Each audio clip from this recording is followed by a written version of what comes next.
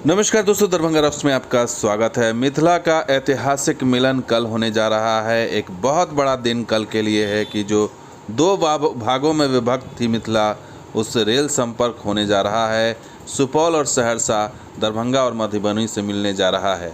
तो उसके लिए तैयार हो रहा है झंझारपुर, सज रहा है, संवर रहा है।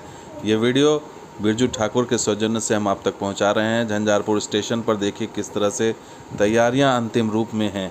यहाँ पर रंगाई पुताई दोबारा से किया गया है। इससे पहले भी किया गया था, लेकिन अब फिर से रंगाई पुताई की गई है क्योंकि उद्घाटन का समय आ चुका है।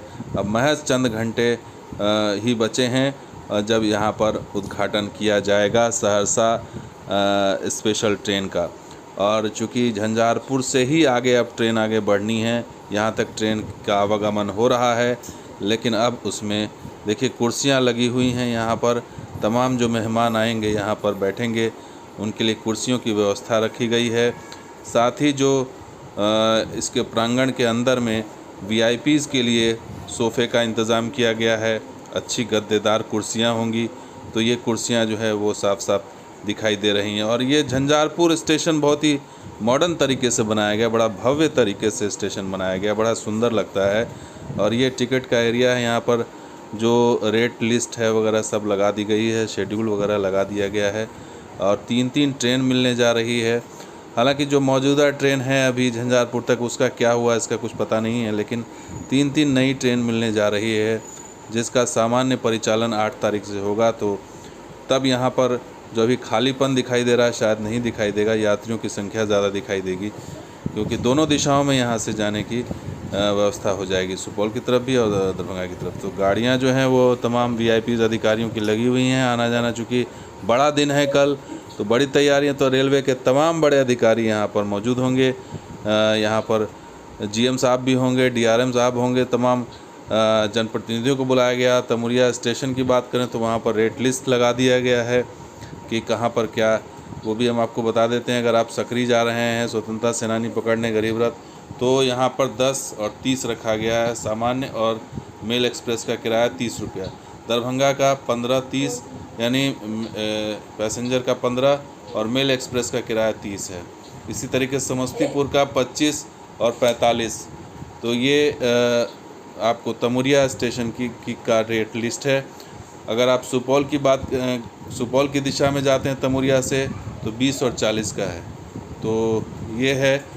सहरसा अगर जाते हैं तो 25 से 50, यानी 25 पैसेंजर और मेल एक्सप्रेस 50 रुपये। इसी तरीके से घोघरडिया में भी चार्ट लगा दिया गया है। घोघरडिया स्टेशन पर से भी अगर आप दोनों दिशाओं में अगर मुख्य स्टेशन पर जाते हैं तो वो भी बता देते हैं आपको। सकरी अगर जाना है तो 10 और 30 का हिसाब है। 10 जो है वो सामान्य है और 30 जो है मेल एक्सप्रेस। और दरभंगा जाते हैं तो 20 और 35 का हिसाब बैठेगा। इसी तरीके से अगर आप समस्तीपुर जाते हैं तो उसका 25 से 50 का हिसाब बैठेगा। और दूसरी दिशा में अगर सुपौल की तरफ जा रहे हैं तो आपको 15 और 35 का रेट है, और सहरसा का है 25 से 45। तो बहुत ही नॉमिनल एक तरह से समझिए कि जो अभी लोगों को 250-300 रुपये लगते हैं जाने में, दरभंगा जाने में, किसी का इलाज कराना है, कोई काम है, तो 250-300 पर हेड लगते हैं। वहाँ पर आपको 25 से 50 रुपये लग रहे हैं। तो लोगों के लिए एक बहुत बड़ी बात है कि उनका जो है फिर से वो एक सस्ता कन्वीनियंट एक रास्ता उनको मिलेगा।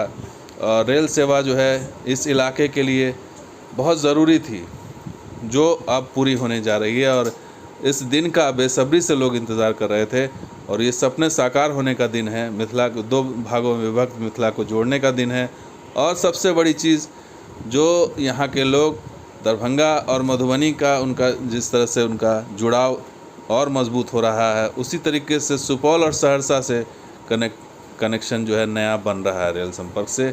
ये बहुत बड़ी चीज़ है। तो दोस्तों ये वीडियो कैसा लगा ज़रूर लाइक कीजिए, शेयर कीजिए, कमेंट सब्सक्राइब कीजिए। कुछ और वीडियो बता दूँगा, आप देखते हैं दरभंगा रसों से। शुक्रिया, धन्यवाद। जय हिंद, जय बिहार, जय मिथिला।